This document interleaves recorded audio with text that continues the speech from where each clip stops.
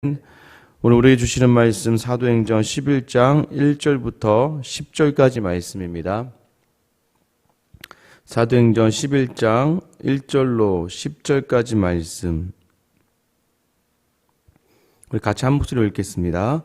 유대에 있는 사도들과 형제들이 이방인들도 하나님의 말씀을 받았다함을 들었더니 베드로가 예루살렘에 올라갔을 때에 할례자들이 비난하여 이르되 내가 보엘레자의 집에 들어가 함께 먹었다 하니 베드로가 그들에게 이 일을 차례대로 설명하여 이르되 내가 욥바시에서 기도할 때에 황홀한 중에 환상을 보니 큰 보자기 같은 그릇이 내 귀에 매여 하늘로부터 내리어 내 앞에까지 드리워지거늘 이것을 주목하여 보니 땅에 네발가진 것과 들짐승과 기는 것과 공중에 나는 것들이 보이더라. 또 들으니 소리 있어 내게 이르되 베드로야 일어나 잡아먹으라 하거늘 내가 이르되 주님 그럴 수 없나이다. 속되거나 깨끗하지 아니한 것은 결코 내 입에 들어간 일이 없나이다 하니 또 하늘로부터 두 번째 소리 있어 내게 이르되 하나님이 깨끗하게 하신 것을 내가 속되다고 하지 말라 하더라. 이런 일이 3번 있은 후에 모든 것이 다시 하늘로 끌려 올라가더라. 아멘. 일전에 한 청년이 제게 와서 물어봤던 것, 그것이 뭐냐면 이제 믿음이 자기도 좋고 교회 잘 나오고 자매도 믿음이 좋고 신앙생활 잘하고 있는데 왜 둘이는 연애만 하면 매일 싸우는지 모르겠다라고 하는 것입니다. 믿음이 좋으면 목사님 분명히 믿음만 있으면 된다고 했는데 믿음이 둘 다 좋고 섬기는 봉사하는 곳도 많고 또 나름대로 헌신하는 자리도 많은데 왜 둘이 같이 있게 되면 계속 싸우게 되는지 모르겠다라고 이야기하는 거예요. 또 제 말 따라서 믿음이 있어서 서로 간의 믿음을 확인하고 결혼을 했는데 믿음이 있는데 믿음만 있으면 가정의 주인이 하나님이 되어주셔서 그 가정이 정말 항상 행복하고 좋은 일만 있어야 되는데 그러지 않다라고 이야기합니다. 정말 그들에게 믿음이 좋아서 그들의 삶이 굉장히 어렵고 싸우고 다투고 하는 일일까요? 아니죠. 그것은 바로 믿음이 좋은 것이 아니라 믿음이 없거나 믿음이 아직 어린 거죠. 목회를 하다가 가장 보람이 있고 기쁨이 있을 때가 언제냐면 어떠한 사람이 삶에 대한 자세와 또한 삶에 대한 그런 모든 의지가 믿음 생활을 하면서 또 저랑 함께 목회, 저와 함께 신앙생활을 하면서 점점 성장하게 되는 것들. 비단 교회에서 열심히 하는 것뿐만 아니라 삶의 자리에서도 최선을 다하고 좀 더 나은 삶을 살려고 긍정적으로 살아가는 모습을 볼 때 목사는 그때만큼 참 보람이 되고 기쁨이 있는 그런 적이 없습니다. 오늘 이제 본문에서 그러한 소식들이 이어지죠. 베드로가 이제 고넬료의 가족을 말씀으로 이제 성령 임재에 경험하게 되고 그것을 이제 경험한 이후에 그들의 요청에 따라서 그곳에 머물면서 하나님의 말씀에 대하여 이제 그들이 가르칩니다. 이제 그 뒤로 예루살렘에 오는 베드로의 그 발걸음이 얼마나 보람이 있었겠습니까? 베드로에 와서 많은 사람들이 이제 그 소식을 들었겠죠. 1절에 보면 유대에 있는 사도들과 형제들이 이방인들도 하나님의 말씀을 받았다함을 들었더니 그들이 모두 이 소식을 듣고 있었습니다. 베드로는 아마 굉장히 그 마음에 뿌듯함을 가지고 나오고 있었는데 그러나 그를 온전하게만 반겨주는 사람이 있는 것은 아니었어요. 2절에 보면 베드로가 예루살렘에 올라갔을 때에 할례자들이 비난하였다라고 이야기합니다. 할례자들이 비난하였다. 여기서 말한 할례자들은 유대인들을 이야기하는데 특별히 유대인 중에서도 할례 받은 자로서 개중에서 이제 유대교에서 기독교로 이제 이 믿음의 공동체 안으로 들어온 그러한 사람들을 이야기합니다. 근데 그런 사람들이 뭘 얘기하냐면 이제 구약도 이제 우리가 어느 정도 구약도 우리가 하나님 말씀 받지 않습니까? 그들에게 있어서는 할례라고 하는 그것이 굉장히 중요한 건데 할례 받지 않는 자, 이방인들과 함께 식사하는 것을 굉장히 율법적으로 위법이라고 여겼습니다. 베드로라고 하는 사람, 베드로 네가 어떻게 이방인과 함께 먹을 수 있느냐. 그것도 며칠간을 그 집에 유하면서 먹었다는 사실에 이들은 굉장히 이 베드로를 비난하게 됩니다.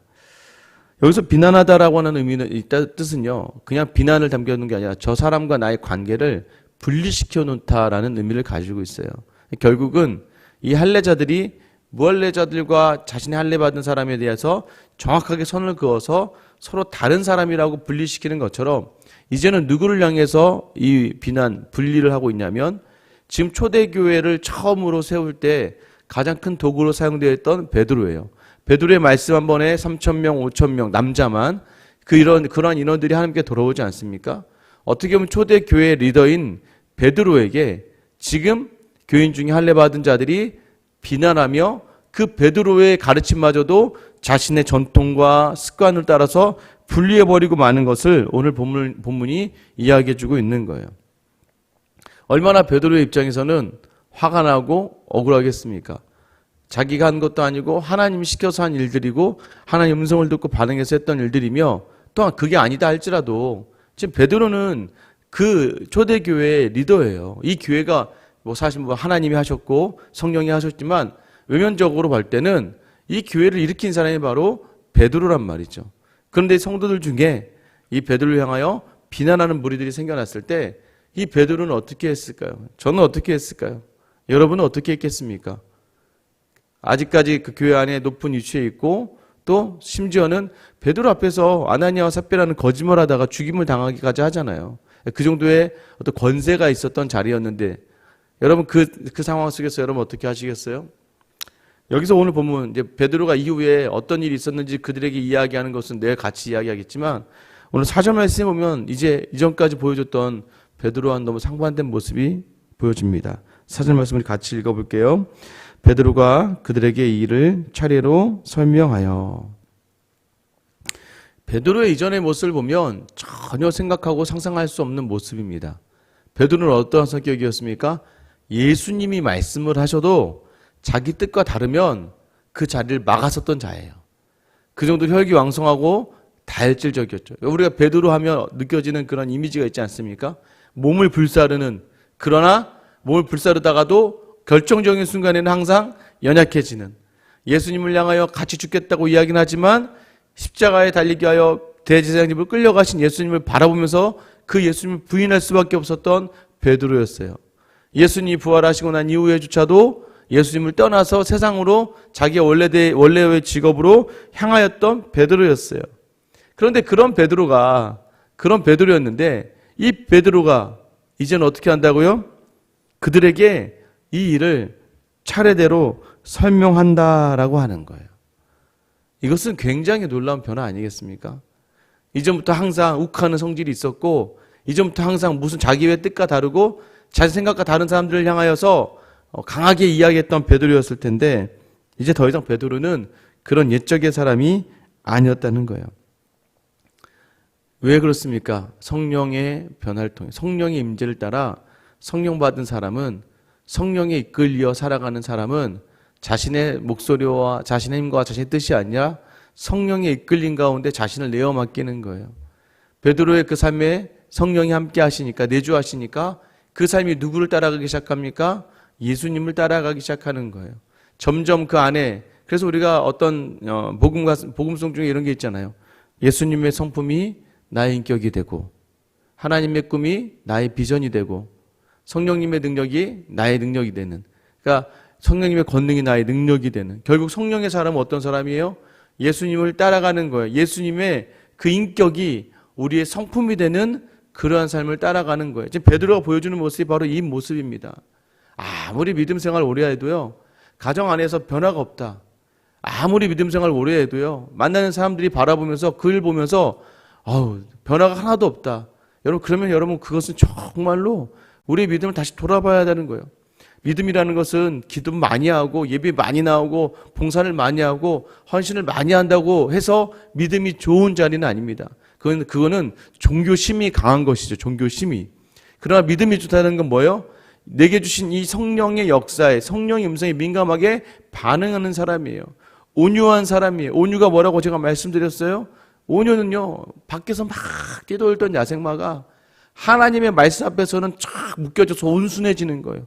다른 사람들에게 모르겠지만 조련사에게 온순해지는 것처럼 그 사람이 세상에서 마음껏 뛰어다닐 수 있는 사람임에도 불구하고 하나님의 말씀이 그에게 딱 다가온 순간 그 말씀에 철퍼덕 엎드리고 순종하는 사람이에요. 다윗이 그러한 사람이었어요. 모든 성경의 인물들이 바로 그러했습니다. 하나님의 말씀 앞에서 자신의 가장 중요한 부분까지도 무릎을 꿇고 내려놓을 수 있는 사람이 바로 믿음의 사람이었어요. 여러분 믿음이 좋으십니까? 여러분은 어떠세요? 매일같이 똑같은 모습의 반복이 되면서 아무런 변화 없이 간다면 이건 결코 믿음이 좋은 게 아니에요. 이것은 그냥 종교의 자리에 내 만족으로 있다고 생각해도 될 정도의 무딘 그런 감각이죠.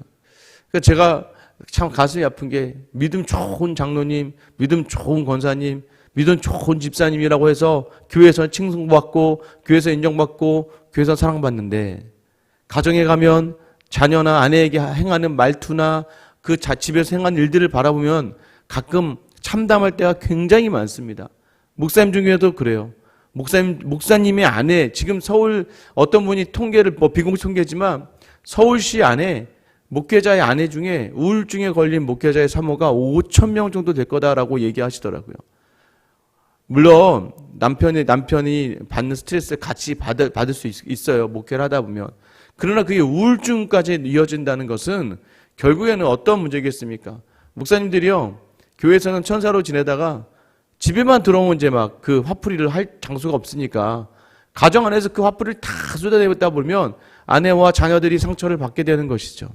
여러분 그것이 과연 믿음이 좋고 신앙이 좋은 차라리 목회를 안 했더라면 가정이 더 화목하지 않았겠습니까? 여러분의 자녀는 어떻습니까? 이 새벽에 나온 여러분 때문에 여러분의 만나는 가정, 오늘 하루 함께 해야 될 가족들이 정말 기쁨을 누리고 행복을 누리고 있습니까?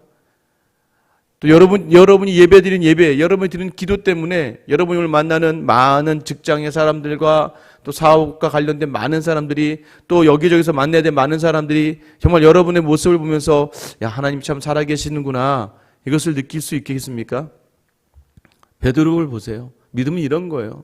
믿음은 예전의 모습은 마음대로예요. 예수님이 베드로에게 했던 말씀이 그거 아닙니까? 젊었을 때는 네가 하고 싶은 곳 가고 싶은 곳으로 마음대로 하길 수 있지만 네가 늙어서는 이건 뭐예요? 믿음이 성숙한 이후에는 네가 이제 띠를 띄어서서 하나님의 이끌리심에 붙잡힌 사람이 될 것이다라고 말씀하시잖아요. 여러분 우리는 하나님께 매인 사람이라고 여러분이 입으로 고백하지 않습니까?